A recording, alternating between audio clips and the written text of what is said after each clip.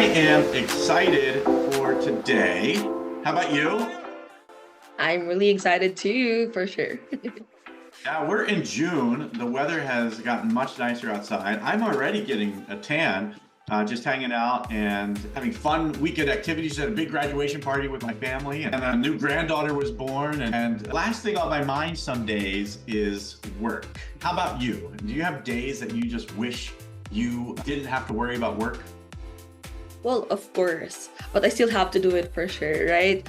But what I'm really doing is just making sure that I'll seize every moment, every weekend together with my friends and family, because I'm an extrovert, so I get energized whenever I'm with there. I have friends around, so Want to optimize that downtime, right? Whether it's in the yes. evenings, whether it's on the weekends, whatever day it is, I want to make sure that I have it planned. In fact, my wife knows, this is not an exaggeration.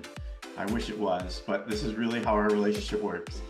My wife knows that if she needs me to make sure I have time set aside for specific family functions, she sent me an invite to our own kids' graduation party, right? And that way it was on my calendar and I had it planned and I had it blocked.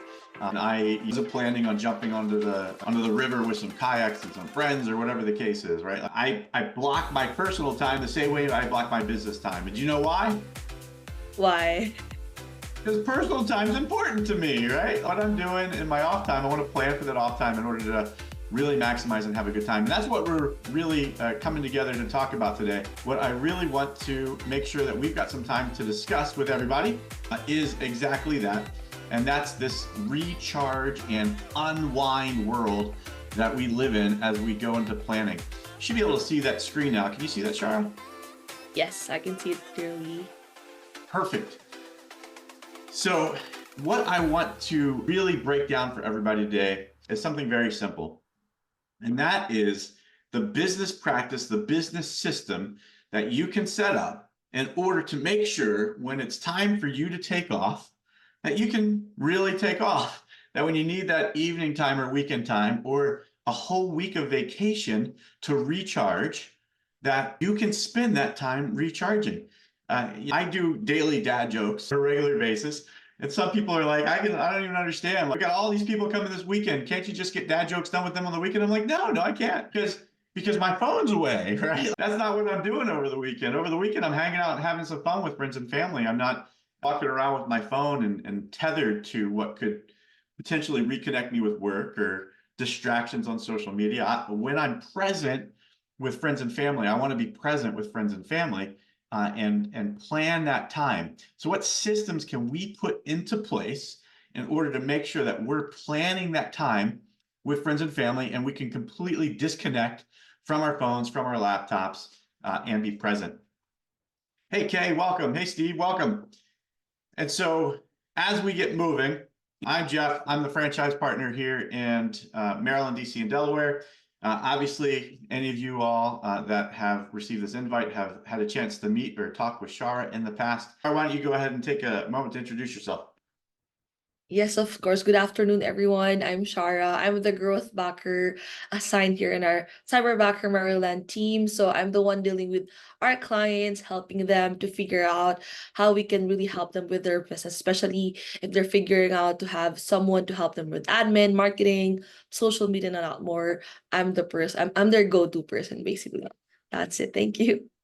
There you go. And rounding off the team, at least as far as the leadership team for our franchise, we have Irene.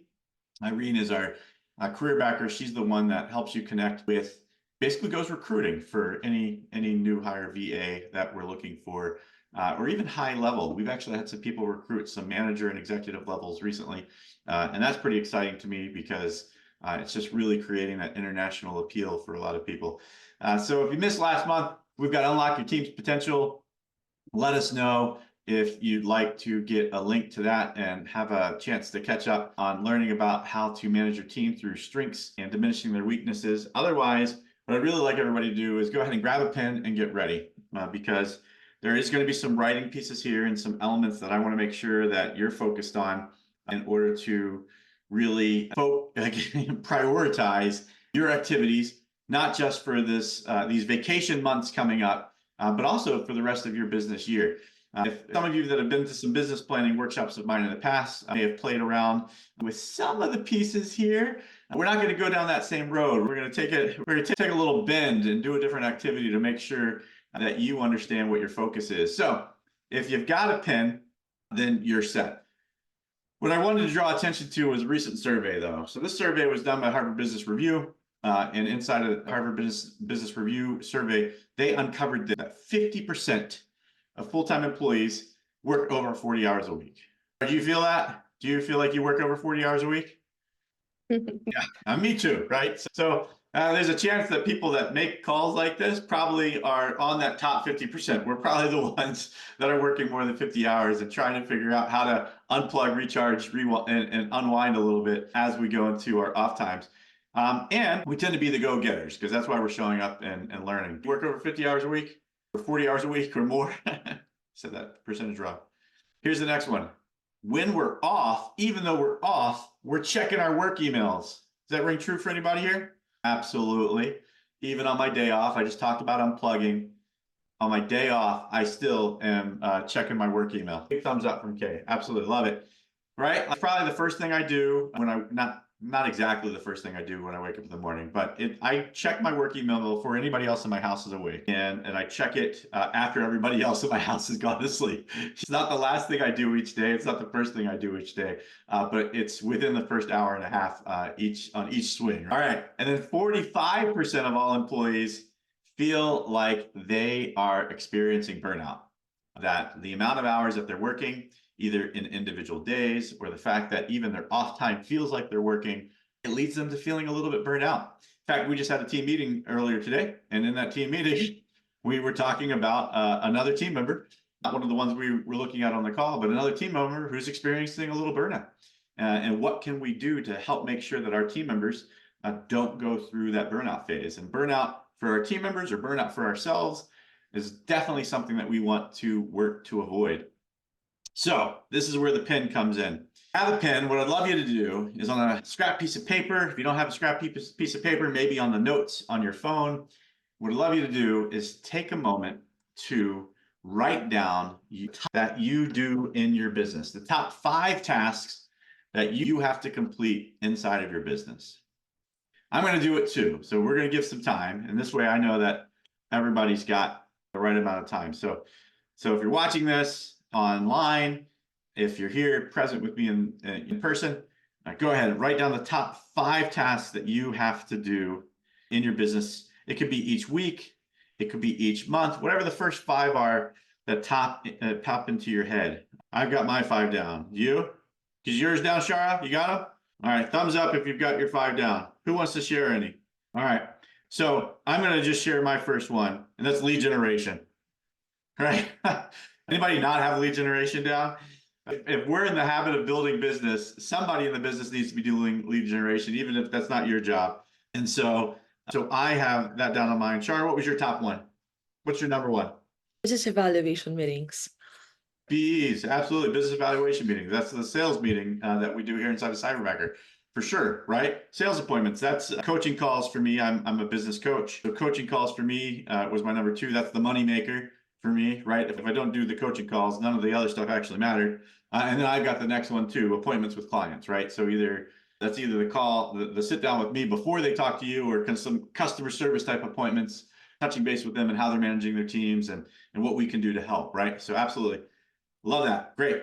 What I've got, oh, look at this. So here we go. This is the pre-made list. And in fairness, I've used this list in a couple of different in-person presentations. So I might be surprised with you all here. Just kidding. Make calls, find more deals. Let's lead gen, right? Update, follow-up tasks in CRM. I've got that one down. That one's my number 5. Database update. As I'm keeping in touch with people and following up with people, I'm going back in and making sure that my database is updated, right? I need to know that I need to record. Maybe I'm getting a little old, and 6 months from now, I might not remember exactly the conversation that I had over coffee last Wednesday, right? And so I want to make sure that I'm getting into my database and updating those notes. We've got, if you're working in investment properties, visiting potential investment properties, right? Here on this call, we have a lot of people that are affiliated with real estate. And so for a lot of the people that are affiliated in real estate, we clearly want to make sure that investments is a part of our portfolio. Social media posting, right? In this world today, so many of us have to do social media. And then obviously, number 5 on the list for everybody, I'm sure we all wrote this down, is we got to drop whatever it is that we're doing in order to do whatever it is that landed in my lap. In fact, this is actually one of the top concerns with a lot of the people that I start coaching with, is when I start working with them, so often their schedules are pushed to whack, like carefully planned schedule. A lot of them don't have it planned, and then when we get it planned, it's pushed out of whack because of the thing that falls in their lap. Anybody here ever have something fall in their lap that feels to take priority over what it is that you had on your schedule? Your boss reaches out, some other manager in the business reaches out, your clients reach out, and they're upset about something, and then all of a sudden what you had on the calendar isn't what's happening? Anyone? Just me? All right. Good. So these are our tasks. Now, looking at those tasks, thanks, Kay. Looking at those tasks, what I'd love you to do with these tasks is I want you to start thinking about how these tasks fit into what we call the time matrix. The time management matrix is pretty simple. It is the things that we do that are important, the things that we do that are urgent, the things that we do that are not important, and the things that we do that are not urgent. And usually those tasks are going to fit into one of these categories. It could be not important and not urgent, at which point it goes into what quadrant, what portion, what number on the quadrant scale? It's not important, not urgent. It goes where? Number 4. That's right. Number 4. If it's important and urgent, it goes where? Numero 1. That's right. Great. And then obviously the other categories fall into number 2 or number 3. So looking at the tasks that you've written down, where would you say that most of your tasks fit into right now? Are they important and urgent, important, not urgent? Where do you think they fit right now? Most of what you wrote down. Number 1 for you, Shara? Important 1 and 2. 1 and 2. What about you? Where are we at? You can throw it in the chat if you want to. You don't have to jump off the mute every time. I don't know what you're doing on the other side of that turned off camera. Probably shouldn't know. Shh. Oh, can you hear me now? Sorry, I was having some audio issues. This is an awesome exercise because some things that I'm thinking about that I normally categorize as being important but not urgent, I'm realizing, yes, that is time sensitive, that's urgent, and vice versa. I would still say most of this would be in 1 and 2. I'm struggling to think about 3 and 4, but I have a lot of work to do because I feel like that's maybe an area that's eating up time for me, so to speak. And that's good. Like, you're struggling to think of things that are in 3 and 4. That could mean that you've delegated all your not important tasks away, right? Or eliminated them. And we'll talk a little bit more on that in a moment. And so let's run down this a little bit. Let's break these wide open a little bit. So quadrant 1, to add some clarity, quadrant 1 often includes those crises, emergencies, right? The things that, again, they just get dropped into your plate. I have one coaching client who every single day, this client's manager walks in and says, I need you to do this right away, right? In fact, we're having a call with our Cyberbackers later this week to talk about exactly this. What happens when the manager comes in and they've given you a project to do, but then they come in, they say, I need you to do this first right away. How do you get your project done and work on the big thing that they've hired you to do while also taking care of this emergencies that they keep throwing onto your plate every day? So this is often quadrant 1, the emergency. A pipe breaks on a property, right? You have a no-show and you're quickly trying to fill the shift, right? You've got a work crew on site and a homeowner isn't home and they were supposed to be, right? Like all of a sudden, everybody swings into, we need to take care of this crisis, this pressing problem right now and before we have a chance to move on to anything else. Number 2, again, these are the not urgent but still important. So these are things that we can schedule. They don't usually fall into our lap, but we can schedule them. What's interesting is everything that I mentioned, lead generation, coaching calls, appointments with clients, networking events, database updating, all of that can be scheduled. I have made sure that primarily the tasks that I have assigned to myself are scheduled tasks. Now, what's even more interesting is, again, sometimes these meetings need to be customer service calls with clients. And even those, I try to have time blocked on my calendar, even though they seem a little bit more fired, a little bit more important. Even those, I try to make sure they're scheduled and fit into a block and people understand and have expectations surrounding when I'm available to take those types of customer service calls, right?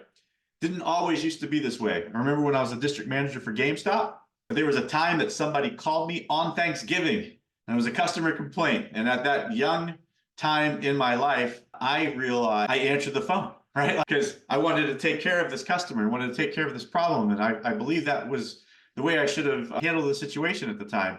About an hour and a half later that she was still yelling at me, I realized that I might have made the wrong choice because I didn't have a great solution on how to get off the phone on a holiday and not upset her. I probably should have just waited till another day and then figured it out. So I started planning even customer service calls. So great. So not important and urgent. So again, these are interruptions. Sometimes your phone call rings or you get a text message and it catches your attention. It pulls you away from the conversation that you're having. You're not being pressed. What's another example of a not important but urgent? Anybody think of something that you realize all of a sudden it's pulling your attention away, but afterwards you look back and say that really wasn't that important? Go ahead, Kay. You're muted. Hands up, but you're muted. Thank you. Sorry, off mute. I will sometimes I will respond to someone right away, given I deal with insurance and investments. If they say that they need money movement, normally if it's an emergency, it's pretty urgent. There are times though that I'll have conversations with those people and talk about preparing and making sure in the future you have things structured so it's not a fire drill. So I think sometimes setting boundaries with peers, with clients that sometimes are not quite prepared when they can be. And it's not to come across as being type A because I'm anything but there are just certain things that having a fire drill frequently versus just putting a few contingencies in place does wonders. So, it can be a little bit jarring. I feel like after a while though, something sometimes drastic has to happen where you put a halt to those interruptions. But I found in my case that's the case, that it's sometimes avoidable interruptions and emergencies due to poor planning. And I think those are great examples. What came to my mind when you were saying that was in sales, a lot of times people will call us on the phone to get updates regarding their accounts, regarding their project, whatever it might be, right? And again, we're properly planning our calendar. There's a chance they're definitely probably calling outside of the time that we had set aside for making phone calls that day, right? Like we might be meeting another client, we might be heading into an appointment, we might be heading into a training class, whatever it might be, and the phone's ringing from a client, right? And so, and not to say that that's not important, but it's probably not what we had set aside as the priority for our day. And so one of the easy ways, basically based on what you said, one of the easy ways to avoid that, a little golden nugget right here, is schedule a day and set the expectation with every one of your clients, what day each week or each month that you will call them and give them updates on their portfolio or their project or their listing or whatever the case may be. And so I used to have that as we call it follow-up Thursday. And I would tell every client that I close with, look, I will call you every single Thursday morning and I'm going to give you an update on your project, even if there isn't an update, right? Hey, Jimmy, great to hear from you. Or, hey, Jimmy, just want to leave you a voicemail. Hey, Susie, I want to let you know, we are still waiting on this part that we ordered. I know I told you it would be about a month. It's only been 2 weeks and it looks like it's still on time for 2 weeks from now. Wanted to give you that update. I'll call you next week to let you know if anything changed, right? And boom. And if I'm calling them every single week, guess what? They're not calling me every single week outside of my time frame in order to discuss updates. We've already let them know what the update is. We've planned for the distraction, right? So quadrant four is not important and not urgent. I like to joke, but it's not a joke, that the employees of mine that hang out in quadrant 4 too often are probably the ones that I'm going to end up letting go, right? Because why in the world do I have a bunch of people working on not important and not urgent things? These are the time wasters. They're the things that I should be getting rid of off of everybody's calendar as much as possible. And at the very least, it's a small task added onto somebody's calendar that needs to get done at some point, but it's not important and it's not urgent, right? But I should never have any employee devoted to not important, not urgent tasks. So great. So looking at all four, which one do you think we should be spending most of our time in? I've given some hints as we've been talking, but where do you think we should be spending most of our time? For me, it's still Number 2. All right, that's right. Number 2 is where we should be focused on and intently trying to spend our time. Believe it or not, some fires, some crises, some emergencies, we can even schedule, right? Like I was saying earlier, if I have somebody call me up to complain, I'm going to try to schedule that as opposed to let it distract me from what I have going on. You can have some links prepared, the proper outgoing away message on our emails, etc. Hey, if you're calling me and you'd like to discuss an issue that you're having with your account, I can call you back today between 3 and 5. Please click this link and schedule an appointment, right? Now all of a sudden they know I'm going to call them back today between 3 and 5, and they got to click the link in order to hear from me. And so we can direct some crises. Now that, does a fire happen? Yes, right? And when a fire happens, sometimes we have to put the fire out. If it's a real fire, we definitely have to put the real fire out. I can imagine that we drop everything to run to a rental property or whatever if there's a real fire, or in our own home. So yes, certain crises and emergencies still will happen. Do hurricanes happen? Absolutely they do. Earthquakes, etc., 100%. And if it's something that we know happens every week, customer complaints, customer service calls for follow-up, whatever it might be, depending on how large of a business it is that you're doing, we can plan for the chaos, right? Great. So looking at the list you've made, identify where those 5 fall into, right? Are they 1, 2, 3, 4? And if they are, which one of those do you consider to be the priority? Highlight the priorities on your list. So these are the things that you need to get done. They're the important items. And I want you to realize that these are the items that we should be scheduling in order to maximize our results. So we're all familiar with the 80-20 rule here. The 80-20 rule says 20% of our efforts accomplish 80% of our results. These 5 items that we wrote down, if they're the first 5 that came to your mind, they are your 20% effort items. All right. This is where you're spending most of your effort. If you look at this list and you realize that this list is not something that is generating 80% of your results, it probably shouldn't be in your top 5. Just putting that out there, right? And we probably shouldn't be spending a ton of time devoted to it. It might not be in your top 5, or it might be in your top 5, but still not in your top 20%, because your top 20% has already been really well managed for 2 or 3 of the other items. In which case, kudos to you. You're ahead of the game. Great. And so that's what changes, though, between what we call a to-do list and a success list or a priority list. If the items that you have written down are priorities and you sort them out to be part of that success list, what I want you to make sure that you do is treat them like your one thing, right? It's the big thing. It's the main task. It's the most important. What is this other thing here? The big rock. Come on. All right. You guys don't know the big rock? If you aren't familiar with the big rock, that's a different story. But the short version of it is simple. The short version of the big rock story goes like this: that there's a professor standing in front of his class one day, and he holds up a jar, and he looks at his class and he says, "Hey, looking at this jar that I have here, I want to fill it with water. But first, I've got to plan out some activities that I've got here." So he fills the jar with sand and all the little things he's got to do each day. And then after he's filled the jar with sand, how much room do you think he has left to pour in the water, the other stuff that he needs to make sure he gets done? Not much room at all, right? Probably. So after that failed experiment, when he realizes that he filled his whole calendar with all the little things, he then takes another jar and he fills it with these really big rocks. These are the most important things for me to do on my calendar each week. So he fills this jar with big rocks and he looks at the class and he says, "Oh, is my calendar full?" And they're like, "Yeah, absolutely is." He's like, "Yeah, now it's full with the important things, right?" And they're like, "Yeah, absolutely is." Then he picks up another jar, and this jar's got pebbles in it, and he pours the pebbles in and he shakes the jar around. And all of a sudden you realize that when you do the most important things, he's still able to fit some other stuff in there, some pebbles. Now he's like, "Oh, is my calendar full now?" It was like, is my jar full? And they're like, "Yeah, it's definitely full."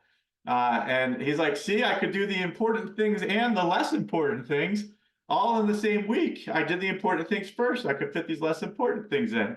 And then he says, "So am I done? Do I have everything filled up?" And they're like, "Yes, like you do." Then he takes the sand again and he pours the sand in. And guess what?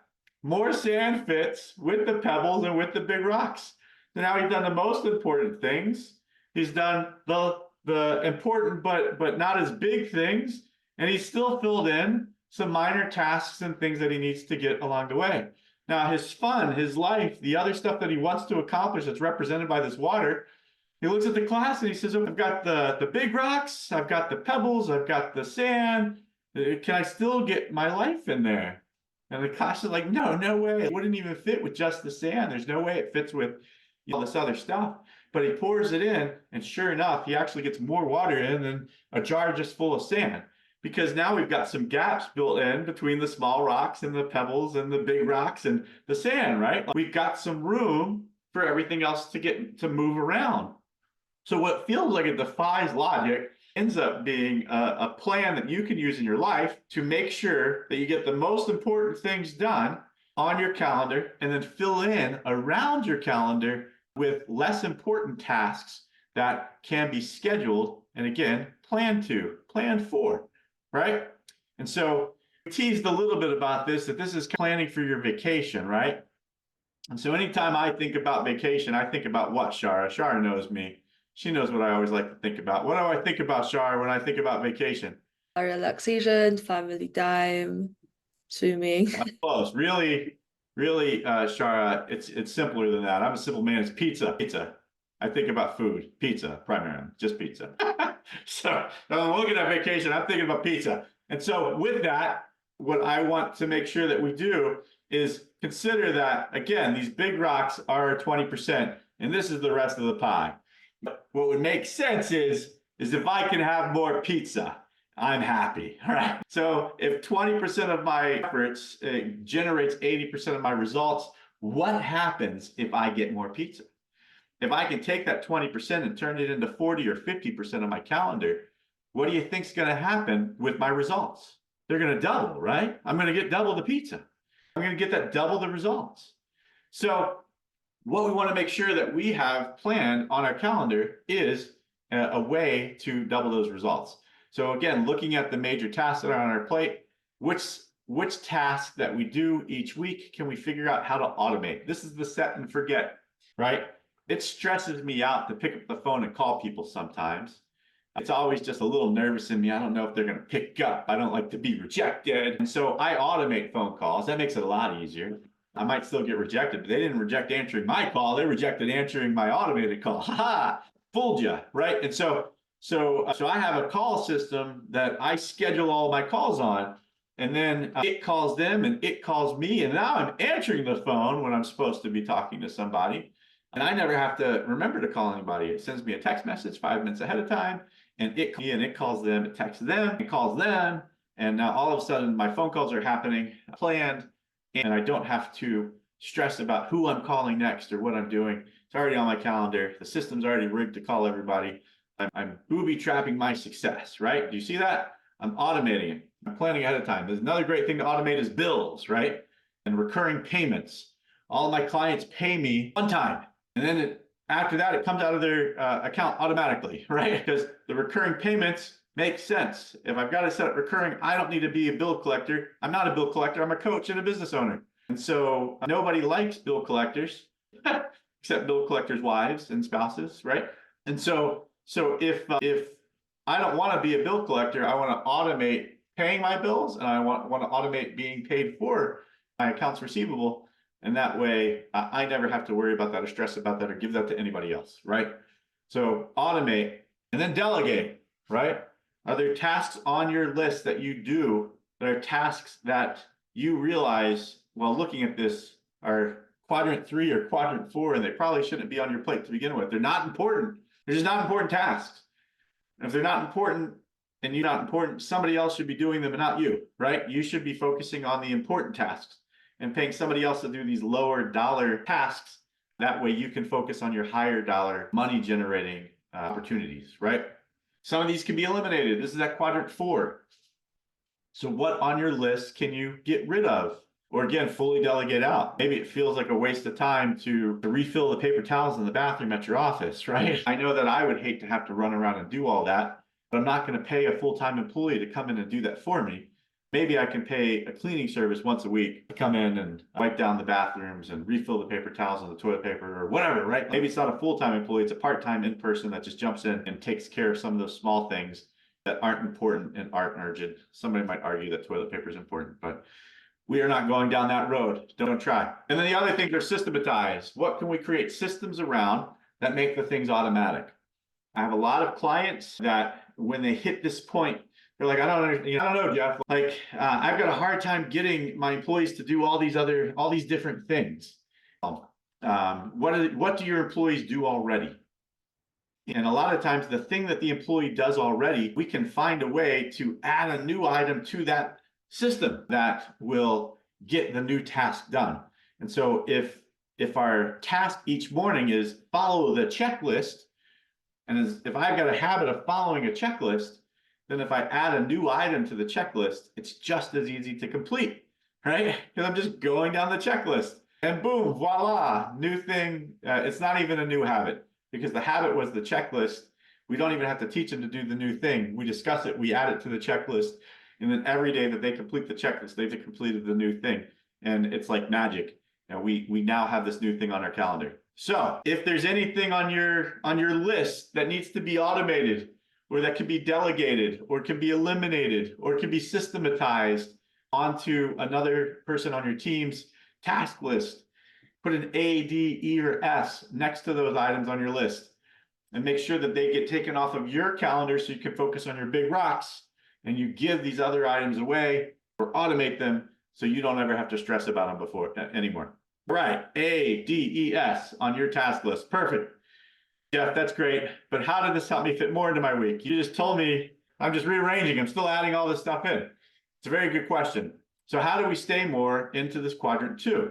And it really does come down to that preparation and planning. So if we look at the calendar for the year, we have to ask ourselves why it is that we go to work each day, right?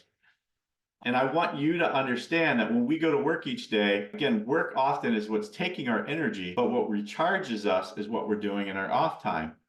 And so if we're looking at a whole big year calendar view, then what you're realizing and finding out is that you can block off the important things. That's what we're just talking about, right? Blocking off the important things and planning for the important. Well, if the important things is really what you're doing at home, what you're doing in your off time, what we should start with is blocking off national major conferences. You knew that's what I was going to say, right? Kidding a little bit, but I always throw that one in because some things aren't going to move for me, right? I had a vacation planned this year, the same time Cyberbacker National was going to do, or International was going to do their major conference. And Cyberbacker International is obviously not going to move their conference for little old me to a different day because of my family vacation. That's poor planning on my part, right? And so that needs to be blocked off first. And then any major personal events. Last October, I had a daughter that got married. A couple of weeks ago, I had a granddaughter born. And I realized that between the two, right, those require some planning. And literally, I knew that, I kid you not, I found out what day the due date was. And the 2 weeks before and the 2 weeks after, I made sure that I wasn't going to be out of town for a conference in that 4-week period, right? I still had conferences on my list, still had conferences that I was attending and doing, but they were all local. So if it didn't have a hotel, didn't have a flight, if I needed to get up and get out to be at the more important thing for me right then, I had that time available. I also made sure I was only speaking on the weekends because nobody does inducing on a weekend, right? Natural birth could have happened on a weekend. But I was only doing speaking on weekends. That way, if something again happened during the week, all day, I was ready to go in those 4 weeks because I was planning my calendar for what was most important to me. My daughter's graduations were last Friday. Guess what? I had that blocked on my calendar a whole year ahead of time, right? Like as soon as I found out last September what the graduation day was, I had that whole weekend blocked. And so what major personal events are happening for you? Vacations. Again, we just mentioned that with me. Block your vacation ahead of time. I mentioned graduations and then weddings. Great. So are there any other community events, church events that are really important to you that you want to make sure are blocked? I know a lot of churches that do mission trips annually.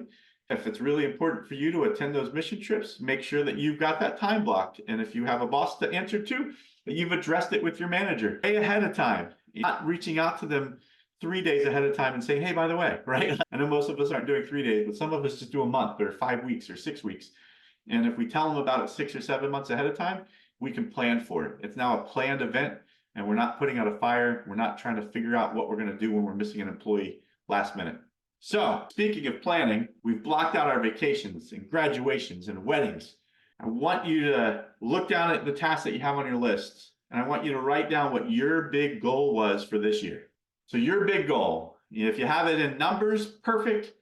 And if you don't have it in a number, if you just have a phrase, and this is why I said this touches on our business planning that we've done, because that's the biggest thing that we want to walk away from any business planning is what's the big goal for the year? How do you know you've won the year?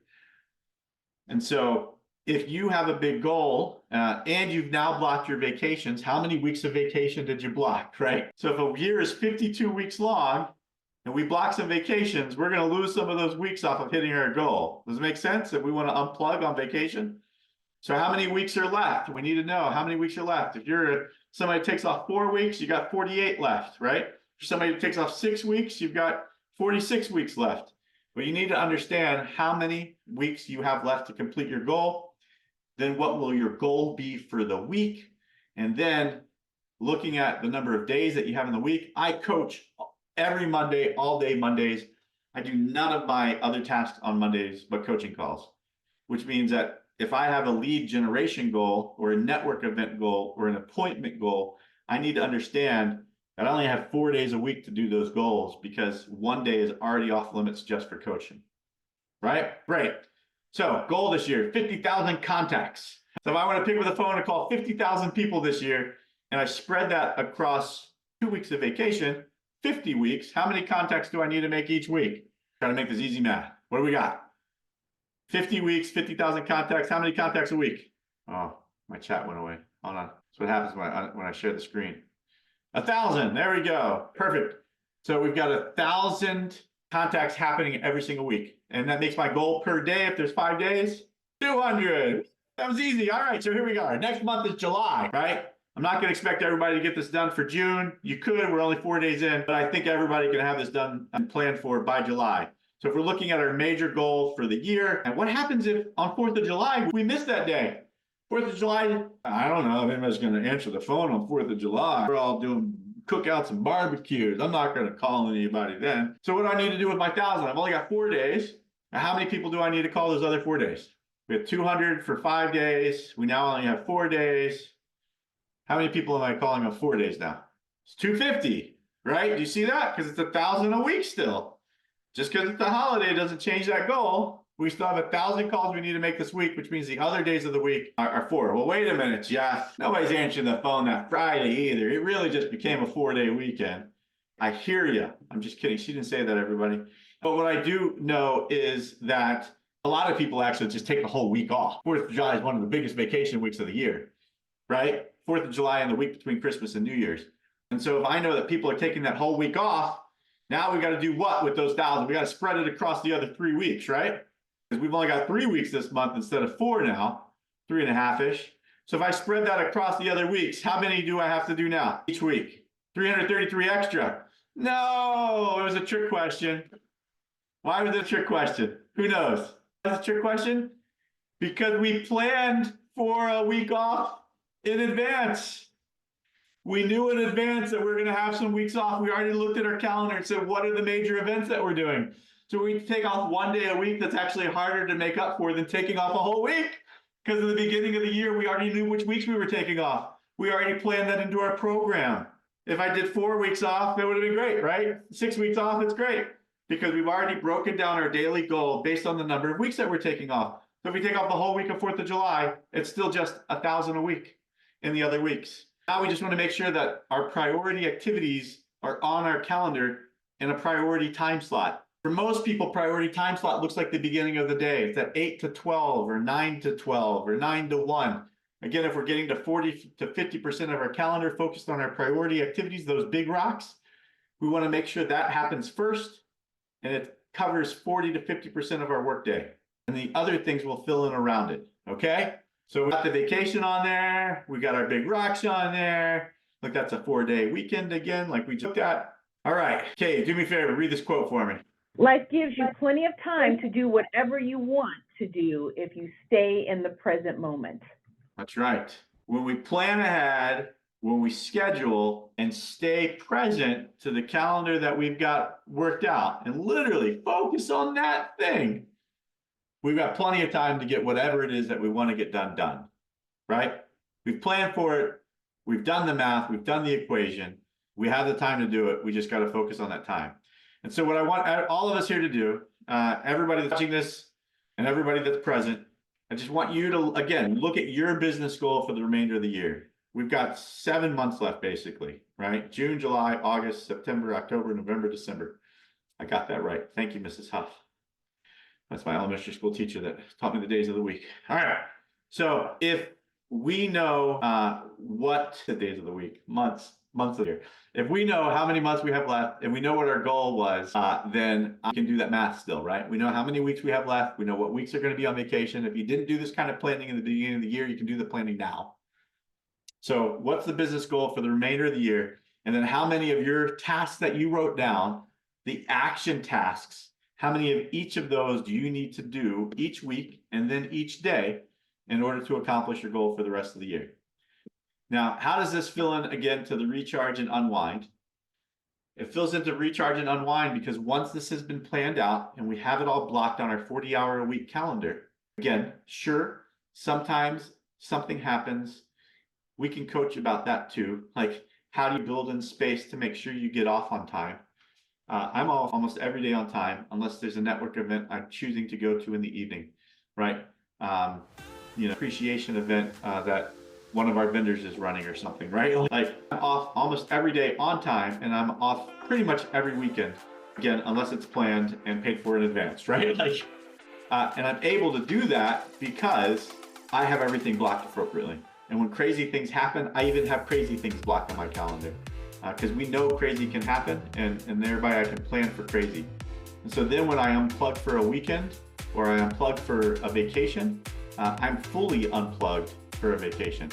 I can go on vacation knowing that my team has that side of the business laid out, knowing that my coaching clients have already been taken care of because we set the expectation in advance. We rearranged our calendar to plan for my vacations months ahead of time, right? None of my clients find out about a vacation 2 days ahead of time. They find out about a vacation months ahead of time. So that way we've already rearranged the calendar for everybody way in advance. And that way we're taken care of. I want you to do the same thing for your calendar and your major important tasks. Figure out when you need to be off. And I want you to plan those activities across the times that you're working. So that way your off time is in your plan and you don't have to feel guilty about unplugging. And then just literally unplug. All right. So if you're having some problems figuring out how to do that, or have these conversations with the people that you're leaving behind, please feel free to download the Take 5 book. Great way to have a 5-minute conversation with your team weekly to help hold them accountable.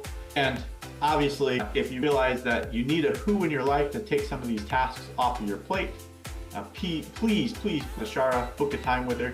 You can scan right there with your phone or take a screenshot and then tap on it later in your photos in order to jump on over and business evaluation with her. In the meantime, this is my phone number information.